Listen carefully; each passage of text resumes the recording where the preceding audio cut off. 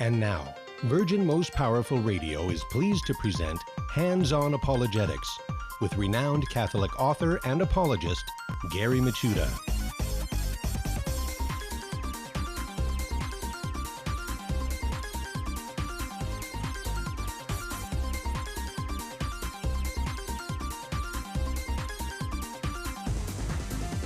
And welcome everybody to Hands-On Apologetics. You have entered into Virgin Most Powerful's Apologetics Dojo once again. And I am Gary Michuta, your host and sensei for this hour. As you know, every episode we jump into how to explain, defend the faith with clarity, charity, and confidence. And also we have a great show in store for you today, because on the other side of the break, we're going to have a very good friend of ours, Erick Ybarra, come on. We're going to discuss a very important apologetic point that I think every Catholic needs to get a grasp of, because it will come up every now and then, but especially for historical objections against Catholicism, this definitely would be on the top of the list, and that's papal infallibility. You know, historically there's been three popes who are usually used by anti-Catholics to deny papal infallibility. Honorius, of course, would be on that list. Also, Liberius. And the one that we're going to talk about today is Pope Vigilius and the Council of Constantinople in 553. Did Vigilius affirm heresy? Well, we're going to find out. And it's always great to have Erick Ybarra on. This man is an encyclopedia of knowledge. And on top of that, he's also incredibly articulate, too. And it's always fun just to, I feel like a student sitting down at his feet, you know, taking notes whenever he's on. Because, man, that guy, he knows his history like the back of his hand. And very, very enlightening. So he'll be coming up on the other side of the break. In the meantime, on this side of the break, we're going to talk about finding the fallacy. We look at an informal fallacy every day. And to close out the year, we're going to look at the fallacy of the Ispe Dixit fallacy. For you Latinists out there, you know what it means. Basically, it means because I said so fallacy, which, you know, it's one of those fallacies that the name says it all, doesn't it? And also we meet an early church father today. Today's early church father is a very important father. He may not be up with the ranks of Augustine, Jerome, Athanasius, but nevertheless, in terms of apologetics and defending the faith, he's extremely important, and that is St. Vincent of Lerins. So we got our work cut out for us today. Got some great stuff on the docket. And as always, I want to start off by welcoming all of you watching live stream, Facebook and YouTube. Hello, everybody. It's great to see you there. It always amazes me, you know, to turn my head and see all these familiar friends and also new names there in the YouTube chat. Thank you for coming aboard. Also, I want to welcome all of you listening on radio around the country and also via podcast around the world, either through our handy-dandy phone app or through our flagship website, which is virginmostpowerfulradio.org. And that's a great place to go because you can do apologetics in place. All you have to do is go to virginmostpowerfulradio.org, go up to our shows, and boom, you have all the shows there. Select Hands-On Apologetics or any other great shows that we produce. And you could do all sorts of cool things with it. You can share it with friends. Also, you know, you could do the same thing on YouTube, Facebook, stuff like that. Tell people about us. That's evangelism, you know, getting the word out. And especially if there's a topic that you think that they would be interested in. For example, if someone's looking at the history of the papacy, this would definitely be an episode you want to share with them. Also, I want to tell you a couple things. Like I said, I always love sharing free resources, and there's a couple of free resources, but it's limited time, though. But you got to mark your calendars to avail yourself of that. If you love Scripture like I do, there's this incredible Scripture conference, Bible conference. In fact, it's probably the largest virtual Bible conference ever. It's by our good friend Steve Ray. He's the MC, and it's called Take and Read, A Journey into the Bible. And it has some big names in biblical scholarship and evangelism, Jeff Cavins, Terry Barber, all sorts of great people, Scott Hahn, Kimberly Hahn, and it's all free. It's free from January 8th through the 10th. 2021, I recommend that you go to Steve's website, CatholicConvert.com. Register for it. Put it on your calendar because you don't want to miss it because it's free.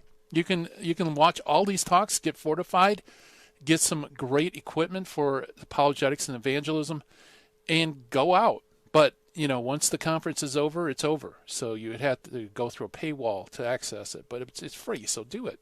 Another thing, too, that you need to mark your calendars, this is very important because it's Virgin Most Powerful Radio's live stream of Spiritual Warfare Conference 7 on God's Patriarchy or Man's Anarchy with Dr. Dan Schneider and Jesse Romero. And all you have to do is go to virginmostpowerfulradio.org, as you're there to share the program and other resources. Why not hit the register button and register for the conference? Because these conferences are pretty high-impact conferences. And I know we have a lot of fans of Jesus 911 that also listen to this show. So you want to register for that. Mark your calendars, folks. It's January 16th. And since this is the last day of the year, it's not that far off. So you don't want to miss it. You definitely do not want to miss either one of those, I think. So check it out, register, and tell your friends about it too.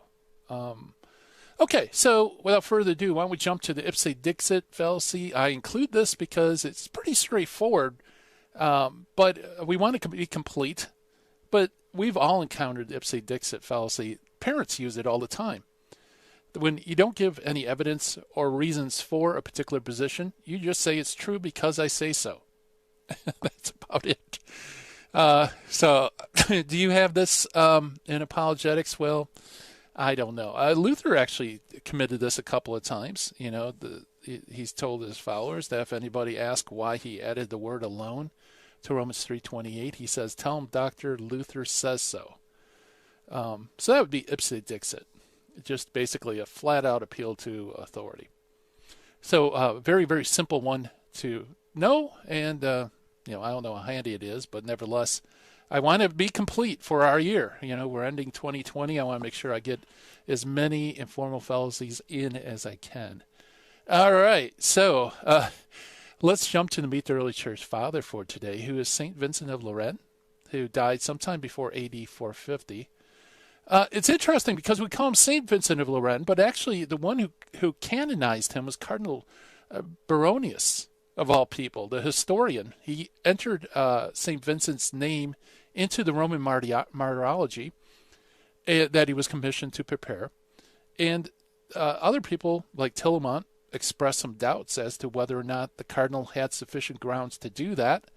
But of course, he wasn't questioning whether or not St. Vincent was actually a saint. He was just questioning whether Cardinal had sufficient historical evidence to add him. So it's kind of a quirk of history that he is St. Vincent of Lerins. So I think we will give him that prof. Vincent was a priest and a monk in Lerins, the island monastery near Nice.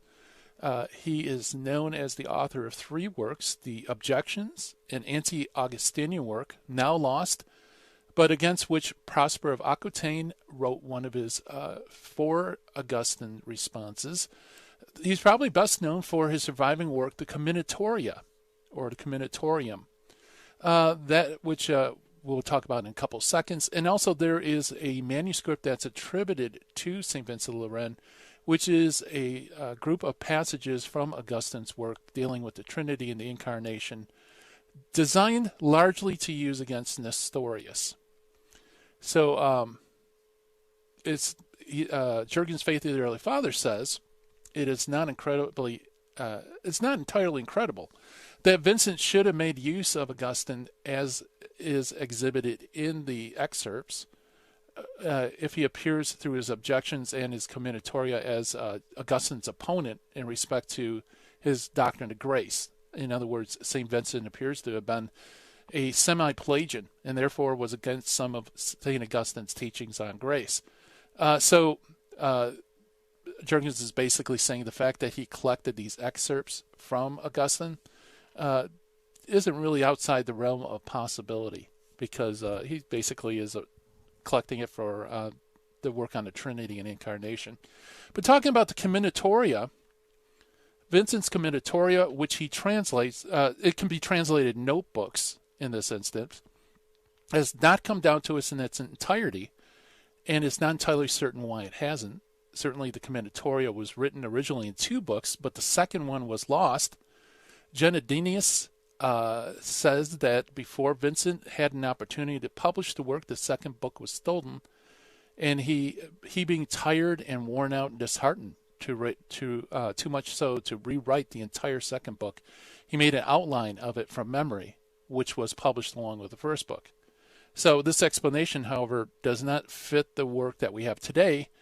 The first book is a recapitulation of is always attached, and recapitulation does not seem to be Vincent's own work. I want to skip down a little bit because we're running out of time.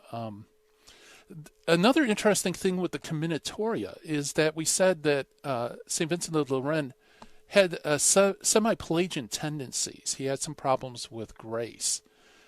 And the strange thing about the Commendatoria is really there's nothing in it that kind of tips his hand that he was a semi-Pelagian. In fact, Jurgen says that if this was the only work that we knew about or had from St. Vincent, we would assume that he was perfectly orthodox on that position. Finally, we need to also note that that Vincent develops the notion of our faith as being based on authority of divine law, which can be understood and interpreted in light of the tradition of the Church. And this tradition, if it needs to be to discover, is that which is found everywhere, always, and believed by all. And that is our early church father for today, St. Vincent of Lerins. Coming up next, Erick Ybarra. We're going to be talking about Pope Vigilius and papal infallibility. You want to hear that? Stay tuned.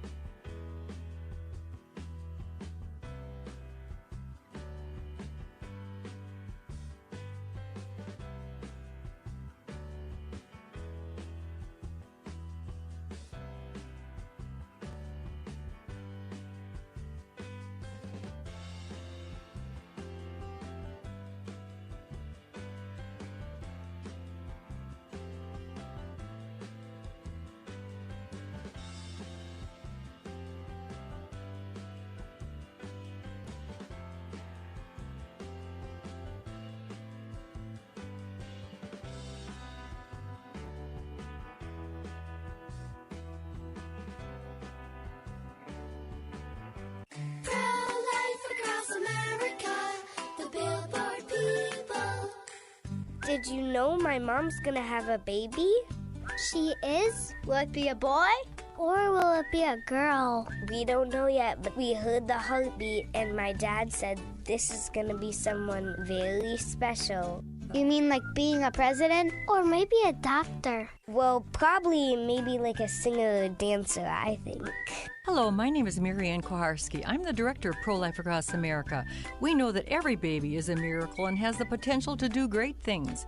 If you know someone who is pregnant or in need of alternatives or assistance, or would like to support the work of Pro-Life Across America, please call 1-800-366-7773 or visit our website at prolifeacrossamerica.org.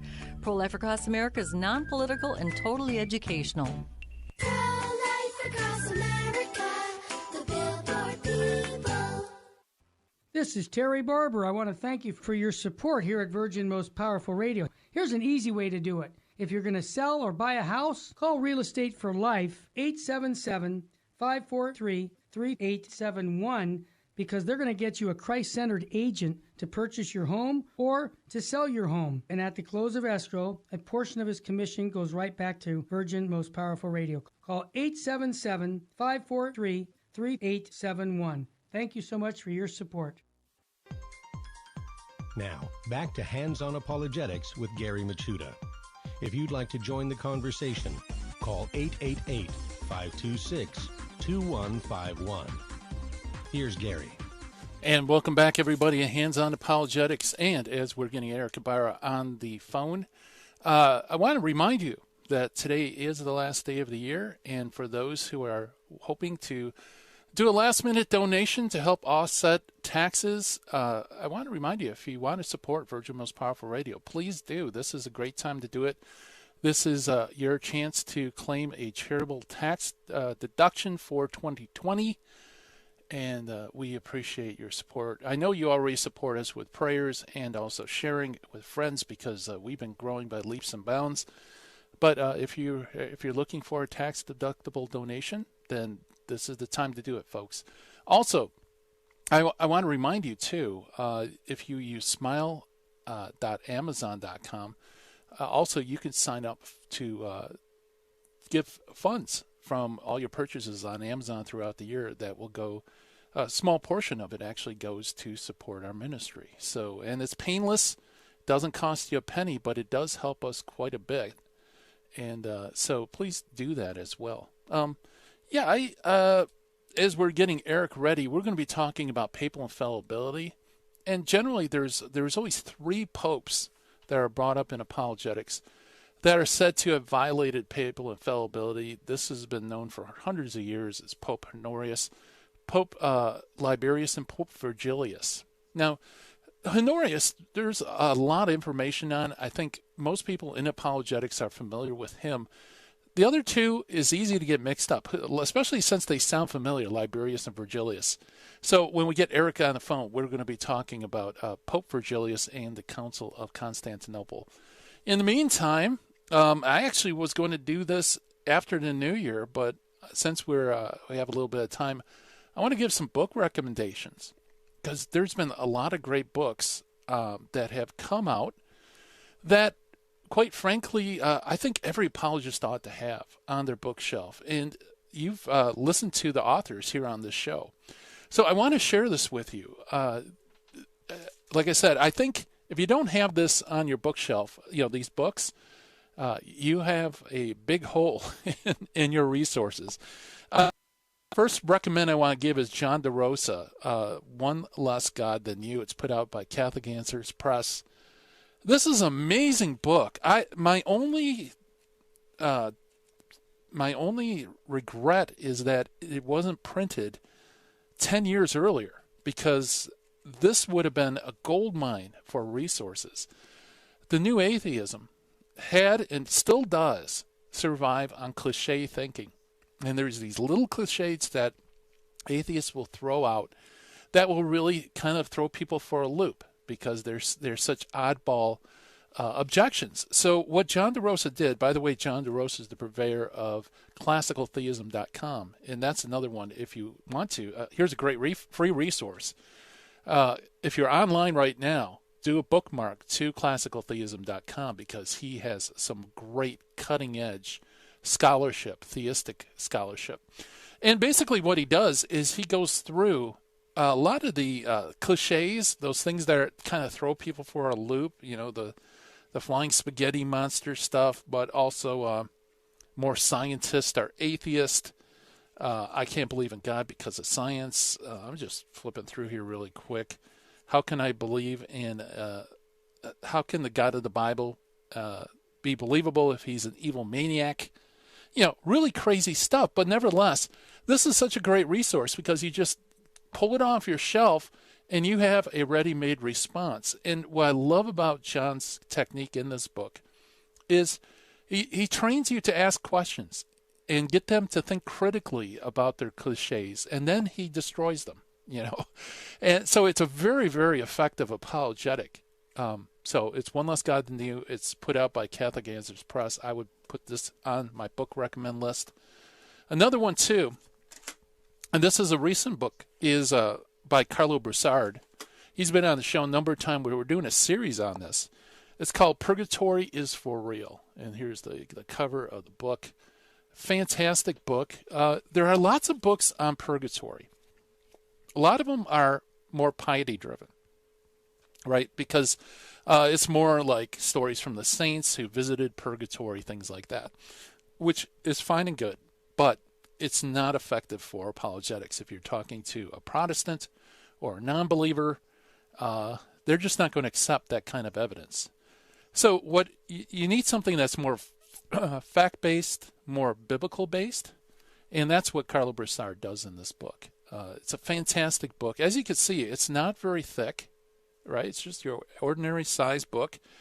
And he goes through everything. In fact, the first appearance he had here on Hands-On Apologetics, we went through his chapter on how world religions have this concept that kind of sort of looks like purgatory. It's just part of just a rational view of the universe, that there would be something like purgatory. And then he goes on to go into the biblical, Old Testament roots, New Testament roots, historical roots, theological issues, all that stuff. And he also sorts through another issue that I think Catholic apologists often trip up on, and that is you need to learn first, what exactly does the church teach on purgatory? And when you look at dogmatic definitions of the church throughout the centuries, it's amazing how little the church has staked out ground saying that purgatory must be like this. And so it's good to know your parameters, because somebody may differ with you on views such as, what is purgatorial fire? Is it time? Is it instantaneous? Things like that. And you might be trying to defend your own position, but there's enough wiggle room in the Catholic Church's teaching that you could probably embrace either one and still be within the fold. So, great book. Another one by Catholic Answers Press. Really, really enjoy it. Also, I should mention this too. Since we were talking about Carlo Broussard, my man, here's another book by him, which I definitely would put on the list of recommends. This is Meeting the Protestant Challenge, and he goes through 50 biblical objections to Catholicism. This reminds me of the classic work written by my good friend Dave Armstrong, the 1 Minute Apologist, where he breaks down various issues, various challenges, and gives a real succinct response. I think his is published by Sophia Press, but I could be wrong on that issue. So, very good. And so what Carlo does is he gives in-depth biblical, rational explanations for 50 challenges, which runs the whole gamut of objections. And I think it's definitely belongs in every apologist toolkit. Well, I hear that our guest is ready, so let's welcome Erick Ybarra. Erick, by the way, is a master apologist. He's a contributor to reasonandtheology.com, which is a credible outreach ministry. He does videos on YouTube. He also, if you want to check out all his work, it's erickybarra.org is his website. And Erick, welcome to Hands-On Apologetics. Hey, Gary, thank you so much for having me. Sorry for being a little bit delayed here with the technical arrangements. So I appreciate you having me. I'm glad to be here.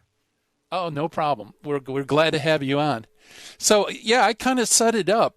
Pope Vigilius is certainly one of the top three as far as historical people will point to say papal infallibility is nonsense. Tell us a little bit about Vigilius. Yeah, so, Pope Vigilius comes in at the 6th century, and this is a particularly unique time in church history because, as most people know, around the 4th century, the church and the state sort of came into a marriage, and the Christian church ended up folding together with the Roman Empire. And so the emperor of the empire took on a new role in procuring the spiritual health for the citizens of the realm. And so the emperor now became factored in to ecclesial discussions and what is to be believed by the people in the empire, what's to be canon law, and all these things. And by the 6th century, the famous Emperor Justinian, which most every historian knows, or if they have at least heard of him, Emperor Justinian is taking his responsibility as the emperor to try and fix a certain division in the church that happened as a result of the Council of Chalcedon, namely the division between the Chalcedonians and the Miaphysites. And so that the Emperor Justinian's attempt to heal this schism is really what makes the stage for Pope Vigilius. Justinian himself was actually a theologian too. And so he was a layman, of course, being the emperor. And so he developed a document condemning what's called the three chapters. And the chapters are basically just three books that consisted of writings by three authors from the 5th century, Theodore of Mopsuestia, Theodoret of Cyrus, and Ebus of Edessa.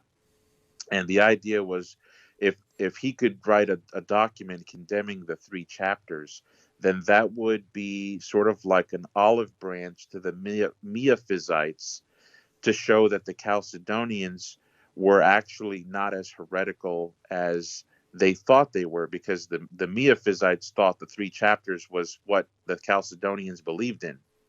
Oh, okay. So Justinian thought that by publishing this clarification by condemning the three chapters, he could bridge his empire into one. Right. And so, are we coming close to a break here? Yeah, actually, we are. I think we have about a minute. Real quick. Okay. Go ahead. What is monophysitism? Yes. Yeah. Okay. So sometimes called monophysitism or miaphysitism. Mono means one, and physis means nature. So monophysis means one nature, and then monophysitism is the belief of one nature in the Lord Jesus Christ. So that's what, either mono or miaphysite. There's a slight difference there that their theologians like to make, especially if you talk to the Oriental Orthodox today. They prefer to be called miaphysites. But that's what mono or miaphysite means. It means that Christ, his humanity and his divinity, as a result of the incarnation union, has become one, so unified that we can no longer speak of two natures, like a dual nature of God and man in one. It's rather one nature in the Lord Jesus Christ, which has human and divine. I don't want to say mixture, because I think they'll have an issue with that, but that's kind of how we in the Chalcedonian Orthodox, the Catholic Orthodox Church, understand. It's really it's an illegal mixture, because the two natures there has to be maintained a difference between the natures, even after the incarnation, where they think after the incarnation there's no longer a real ontological difference. Very good. We're chatting with Erick Ybarra about Pope Vigilius and papal infallibility. Stay tuned, folks. More to come on the other side of the break.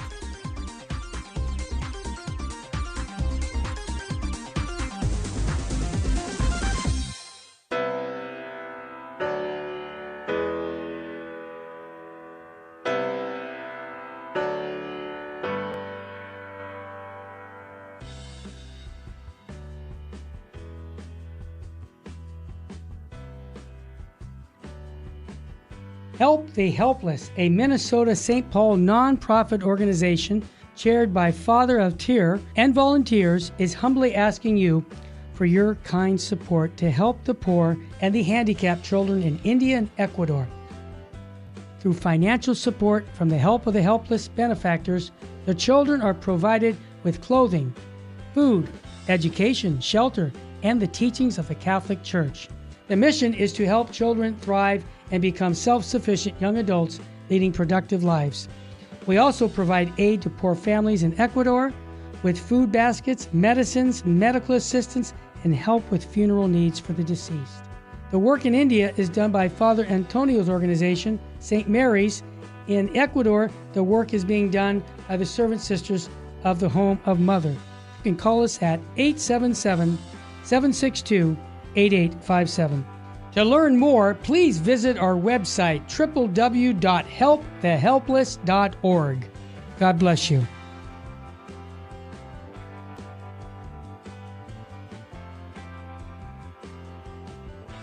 If you shop on Amazon.com,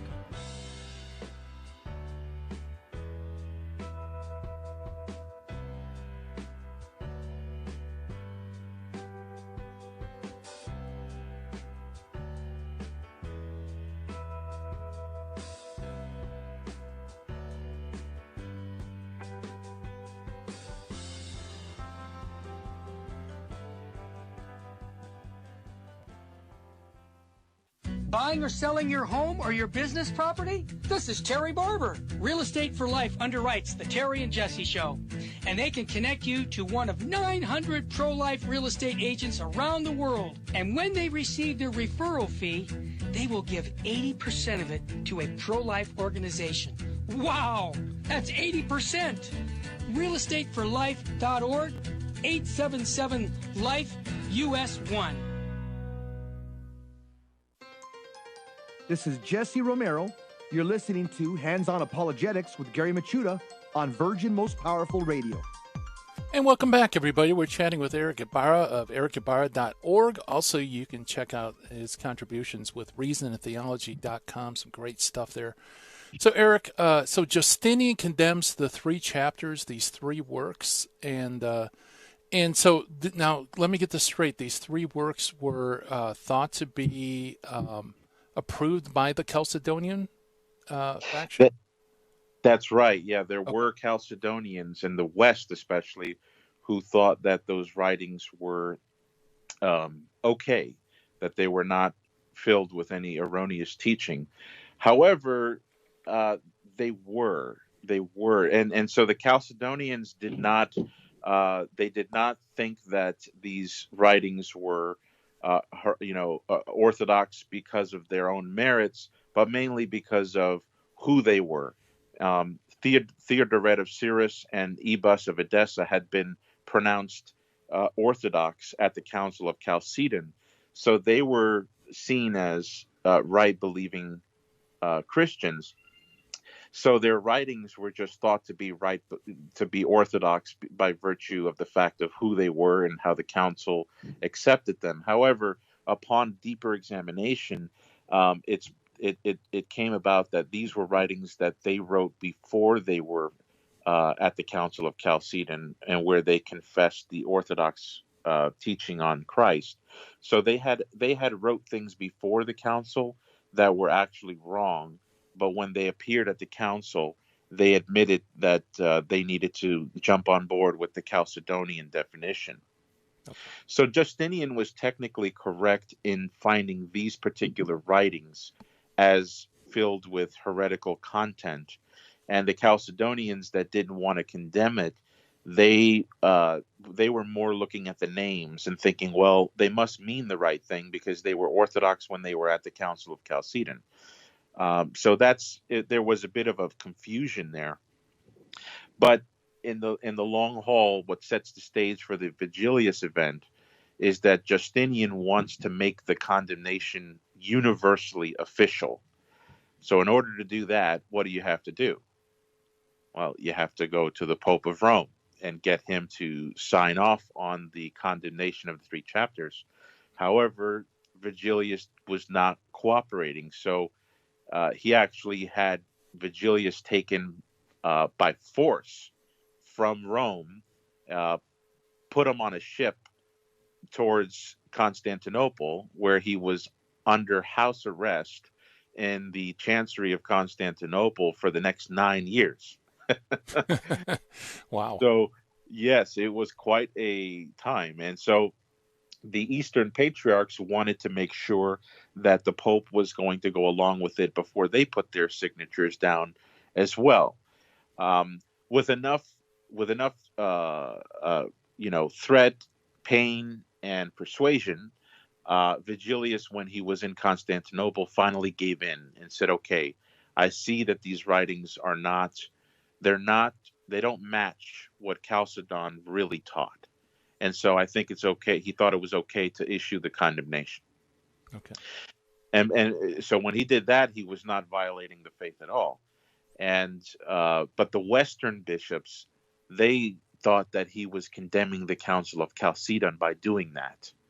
And so they thought the Pope was going into error. And so there was a number of epistolary exchanges that that the people in the West were seeing that the Pope was giving up on the faith. So Vigilius ended up changing his mind. He said, all right, no, we can't do this now. We can't condemn the three chapters because the people in the West are not understanding this and it's causing confusion. So then Justinian allowed his first condemnation of the three chapters to be annulled as long as Vigilius promised to work to explain to the Western bishops how this is going to be appropriate. And so he sort of gave him a promise that he was going to condemn the 3 chapters, even when he rolled back his original condemnation, in order to sort of create a mode of dialogue between East and the West. So that way schism wouldn't happen. Mm-hmm. But the emperor decided to be more forceful with certain events coming in. The Pope was not convinced of his original condemnation anymore. He thought that, there needs to be more delicacy with the condemnation of the 3 chapters. The first issue was that these men were already dead for over 100 years, or almost 100 years. And so condemning their writings is a condemnation of their persons, but since they're not here to speak for themselves, we're sort of condemning people in their absence. And that was something that the Pope and the Western bishops wanted to stay away from. However, the Eastern bishops and Emperor Justinian, as the powerhouse and the instigator of all this, he didn't mind condemning people who were deceased. So this act of posthumous condemnation was thought to be the way to bridge the Miaphysites in Egypt, Syria, and Armenia with the Chalcedonians. But the Pope began to resist this more and more, and so there was a number of occasions when Vigilius was in Constantinople, where he actually ran away from the chancery of Constantinople in the middle of the night, and he was able to find sanctuary in a safe church in Chalcedon. And then Justinian's troops found him, captured him again, brought him back to Constantinople. It was really a tussle. And it came to a point where the emperor and the Pope decided that the only way to get this resolved is to have an ecumenical council with both East and West present. And Justinian agreed with that. The Pope agreed with that. However, the Western bishops were very suspicious about what was going on in the East. They thought the Pope was being tortured, imprisoned, which he was. And so they felt participating in this council would be just sort of coming into the plan of the emperor, who was trying to overtake the church by Caesaro-papist powers. And so they hesitated and they didn't come. So Justinian thought, well, if they're not going to come, we're going to have the council anyway. And we're going to have it just with the Eastern bishops. Well, the Pope Vigilius said, well, that's not fair. That's not according to the original plan that we had. And so he didn't attend either. And so you had this gathering of the council in Constantinople in 553, which was essentially an Eastern council when it was held, because the Pope wasn't there and none of the Western bishops were there. So they ended up running this council and condemning the 3 chapters. And the Pope ended up resisting their decree, and he published his own document, which said that some of the writings in the 3 chapters are clearly not according to Chalcedon. Some of them seem to be in accord with Chalcedon. So a long constitutum, which was basically saying, yep, there are some things in the 3 chapters that are wrong and other things that seem to be right. So we can only condemn those things which are wrong, and we can't condemn their persons because they're already dead. And so this is the compromise he was willing to go with. Well, the council and the emperor were not having it. They wanted a full condemnation of the 3 chapters. And so they closed the council. And because the Pope didn't go along with them, the emperor kept him for 6 months longer in house arrest under brutal circumstances in Constantinople. He would not let Vigilius go back to Rome. Wow. And so that's where, and that's a stopping point. There's more to it. But I just want to make sure we're not coming to a break here just within seconds. No, well, we have about 2 minutes. So. Oh, okay, great. Yeah. Well, the Pope didn't like the fact that he wasn't going to be allowed to go back to Rome. And he was old by this time. Old man, probably suffering from, all kinds of ailments a 6th century old man can in his 70s. Mm-hmm. And he wants to go back to Rome. So finally he gave in and he said, fine, the 3 chapters they contradict the Council of Chalcedon, and they don't deserve to be called orthodox, and therefore they deserve to be condemned. And so that's what finally ratified that council, which is the only reason why we have numbered it number 5 in the list of ecumenical councils for the Catholic Church, was because the Pope ratified it. Because prior to that, it was just a council full of the Eastern bishops. And Justinian finally said, okay, now you can go back to Rome. He ended up dying on his way. He didn't make it all the way back, unfortunately. But this event caused an uproar because it looked as if the Pope came to decision X in the beginning, then he came to decision Y, not X, later.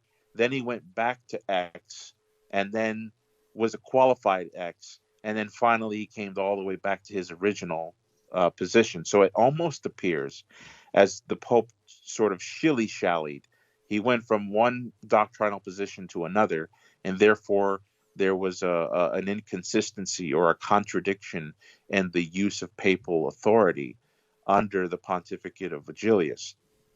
And that's really what sets the stage for this big accusation of heresy in the life of Pope Vigilius and the challenges that we experience today when we dialogue with Protestants and Catholics. With Protestants and Orthodox on the matter of papal infallibility. Because if there's a glaring failure there, well, that's beeping pretty loud on the radar. And so the question is, how do Catholics explain what happened in the life of Vigilius in light of our teaching of papal infallibility? Yeah, and actually that's a perfect place to stop because the break's almost upon us. Great cliffhanger. I always like to leave the breaks on cliffhangers. We're chatting with Erick Ybarra of erickybarra.org, and also he's a contributor to reasonandtheology.com. And hear the music coming up. Listen to Hands on Apologetics again. One more time, ladies and gentlemen, if you're looking for a charitable tax donation for 2020, today is the day to do it, and we'd appreciate it if you could put us on your list. So, more to come on the other side of the break. Listen to Hands on Apologetics.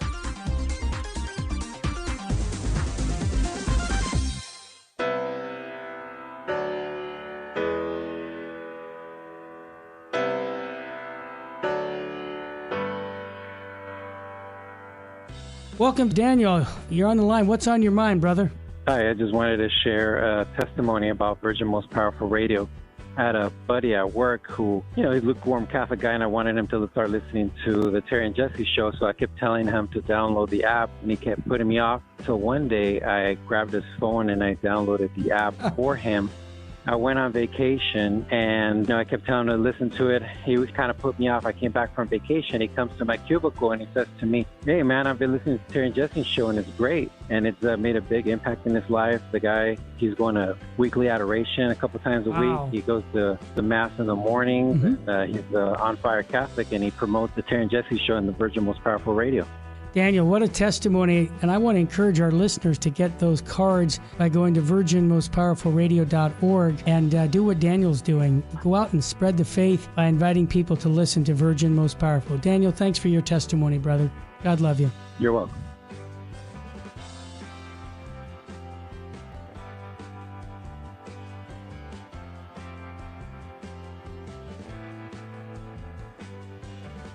If you shop on Amazon.com, there's an easy way to support Virgin Most Powerful Radio.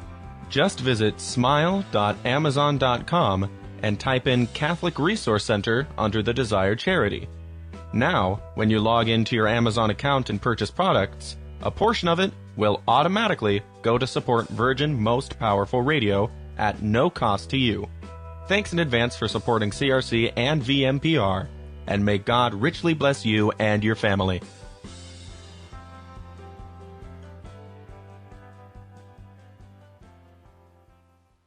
Buying or selling your home or your business property? This is Terry Barber. Real Estate for Life underwrites the Terry and Jesse Show.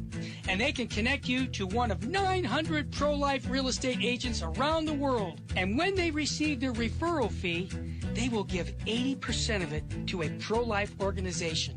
Wow, that's 80%.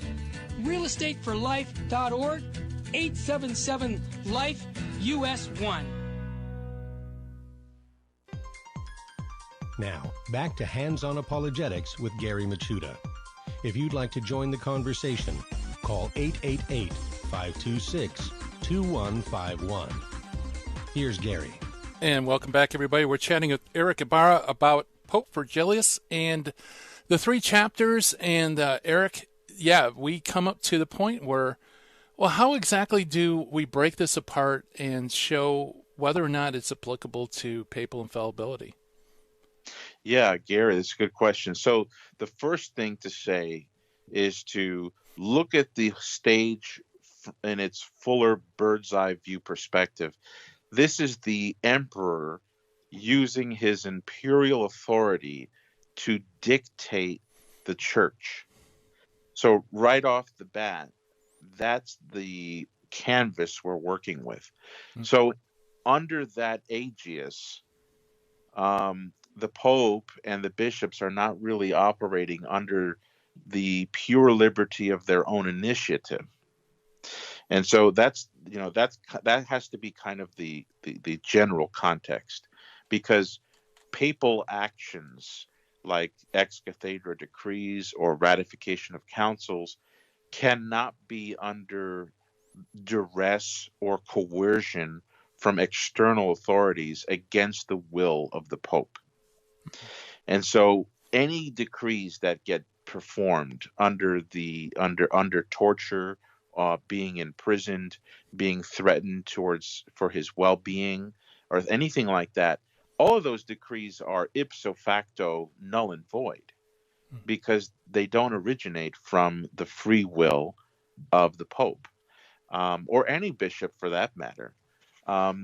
Now, it gets a little bit more complicated when you're dealing with a situation like martyrdom, where if you're being pressured to deny Christ, well, if you deny Christ, there's a certain level of guilt you acquire by doing so, but the failure there is a failure to persevere more than it is a failure to be orthodox. But that's a different question. Certainly Pope Vigilius in our situation has much to be blamed for his weakness of will under even the threats of torture. Christ calls us to even endure in those circumstances for his glory. But when it comes to running a test of whether he was teaching error or not, that is excluded from the criterion, because enforced and trying to force something out of somebody by threats and fear is not the place to test papal teaching authority, because papal teaching authority is only properly and authentically activated when it comes from the free will of the Pope. So that's the first thing. The second thing is, from beginning to end, Pope Vigilius was 100% committed to the decrees of the Council of Chalcedon. His hesitations were more on, well, these people are already dead. We don't want to infringe upon God and his view of things if these men are already in heaven, for all we know. Yeah. So posthumous condemnations were late in coming for the Latin West. The Byzantine East was quick to take this kind of thing up, condemning people even hundreds of years after they were dead. That's something that thankfully canon law today doesn't. We don't do that today. But back then they did it. But that was a source of contention. That was one of the reasons why the Pope stated on his first condemnation and the forthcoming ones. The other issue is that he understood that some of the writings could be interpreted in a Chalcedonian way, while others were clearly violating the Chalcedonian doctrine. So by his own admission, when he did that, he's showing himself to be committed to the Orthodox faith, because he's using the Orthodox faith as a standard to judge the writings. Now, he may have been mistaken on a few of those, but if you're going to ask the question of what he himself believes, he believed in the two natures in one person doctrine from beginning to end. So he can't be accused of violating that. And the last thing is that this was not a papal infallible decree where the Pope was defining a doctrine. This was a question of whether certain writings by certain men live up to the standard of Chalcedon, which everyone admits is true. And so the Pope's hesitations on that could be liable to a mistake, but clearly his will was to promote the Chalcedonian definition all the way through this whole process. And so all the accusations that came from the West or the East were actually false on that. So Vigilius actually never committed a theological error. If he made an error, it was a factual error, comparing falsely two things that were not comparable. Yeah, so that pretty much alleviates Vigilius, I believe, from the the overarching charge of heresy or error. Right. Yeah. So would Vigilius, when he did sign on to the condemnation, would that fit within the criteria for Vatican I pointed out for papal infallibility? Well, it's a good question. Theologians have been debating this issue for a while. There were some theologians who thought it did.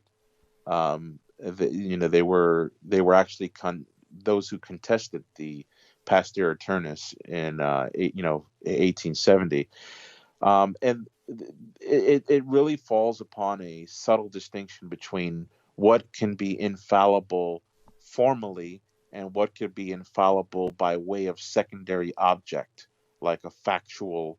If something of fact has to be part of the definition of infallibility. So in this case, because the condemnation was simply saying that these writings were not in accord with the Council of Chalcedon, it doesn't really fall under the criteria for papal infallibility, because papal infallibility pertains to definitions, a proposed definition of faith or morals. The question of fact is where theologians have been, questioning whether Vigilius's decrees should have been infallible. But wherever you fall on that, when it comes to the manner in which he distributed it under the authority of St. Peter, by the authority of the Apostolic See, it really still has to go back to that overarching context that I said, that this is a man that was operating under the threat of coercion and against the well-being of his life. So I think that even if you were to find in the text something that could technically register as something fulfilling the criteria for infallibility, I think you'd have huge militation against that, simply by the fact of where he was in his life under the threat of coercion. Oh, sure. Yeah, absolutely. And, Eric, it's actually not a moot point, because throughout history, it's surprising how many times the Holy Father has been taken prisoner and all sorts of horrible things happen to him. Yeah. It's happened many times. Yeah. So, it's not something eccentric. What about the council? Any difficulties there? Well, the council itself, because it started without the Pope and it finished without the Pope. And even according to Byzantine law, you can't really push a council as ecumenical without the oversight, or at least the ratification of the Pope, of the Bishop of Rome. So in a sense, it was an incomplete council. It was a local regional council before it became accredited with ecumenical value. And so, in a sense, that was problematic. The emperor should not have taken it upon himself to run this council without the appropriate ecclesial law, which he did. You know, he was basically the mover and shaker of that council. And so as a result, you know, we wouldn't allow that today. For example, we wouldn't allow President Trump or Putin of Russia. We wouldn't allow any sort of Caesar figure to run the show, even for a council in the church. And that's what happened there. So it has some irregularities, but thankfully those irregularities dissolved because the council's content was accepted by the Pope in the end, and in a way that's, we could say maybe he did it under coercion then, but his successor, Pope Pelagius I, certainly accepted it without coercion. And so it does have ecumenical value, even though it had some unfortunate irregularities in the startup. Yeah. Well, for the last couple of seconds, a couple of minutes, let me give you a counterfactual, contingent, alternate universe version. In your humble opinion, if East and West met at Constantinople, would we have had this trouble? I mean, would they have been able to hammer it out? You know, that's a good question, because I think if the West and the East had come together during that convocation, I think we would have had worse circumstances. Because, because the West, many of the bishops were not on board with posthumous condemnations, and they really didn't think the 3 chapters deserved to be condemned. They thought that it was perfectly in line with Chalcedon. So I think that it probably would have caused a deeper rupture than there was already. In fact, when the Pope came back to Italy, and his successor, Pope Pelagius, enforced that council on the West, some of the Western bishops would not accept it. And it took over 100 years for the West to fully come on board with the Council of Constantinople 553. And those who did admitted that they were the ones in schism. They were the ones in theological error. Wow. Yeah. So it's a messy century, that's for sure. It certainly is. Well, Erick, where can people go to get a hold of your works?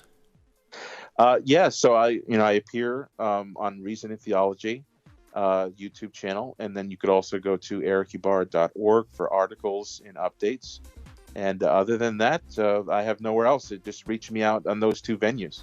Awesome. Well, have a happy New Year and congratulations. Happy New Year, sir. Thank you so much for having me on. It's Erick Ybarra, ladies and gentlemen. Check it out, erickybarra.org.